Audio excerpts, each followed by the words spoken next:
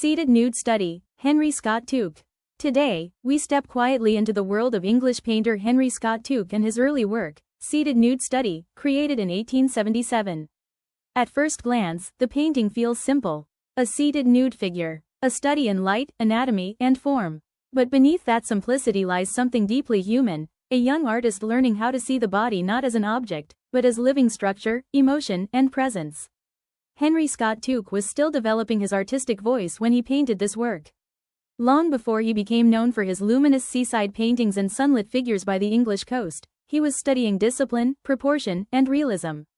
This painting belongs to that important period of artistic training, the stage where observation mattered more than decoration.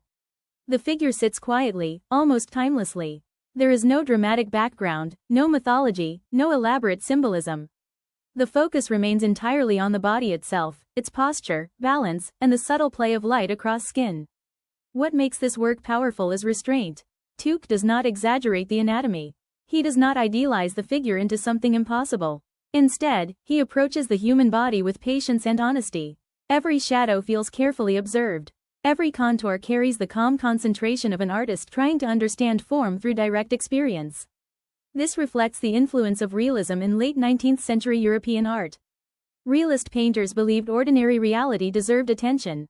Instead of fantasy or theatrical perfection, artists focused on truth, the truth of the body, labor, light, and daily existence. In Seated Nude Study, that philosophy becomes visible through simplicity itself. The painting also reminds us of how important nude studies were in classical art education. For centuries, artists trained by drawing and painting the unclothed human figure. Not for scandal or spectacle, but because the body was considered the foundation of visual understanding.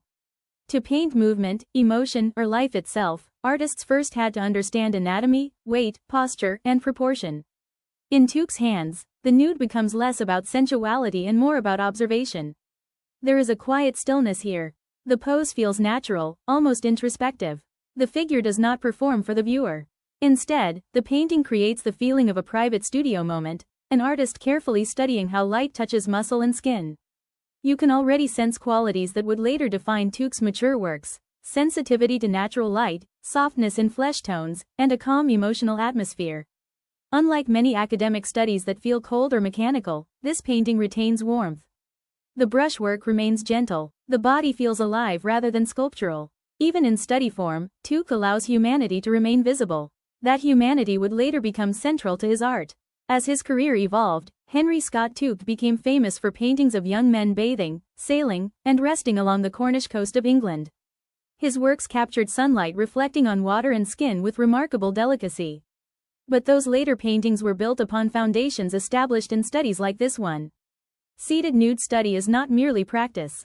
It is the beginning of artistic identity. When we look at early studies by great painters, we witness something intimate, the process of becoming. We see the artist before fame, before mastery fully arrives, standing in the uncertain but beautiful space between learning and discovery. That is what gives this painting quiet importance. It reveals discipline without losing sensitivity. More than a century later, the work still speaks softly to modern viewers because it feels sincere. In an age filled with spectacle and speed, there is something refreshing about a painting devoted simply to careful observation. No distractions, no dramatic narrative, just light, form, silence, and the timeless challenge of understanding the human body through art. And perhaps that is why works like Seated Nude Study continue to endure.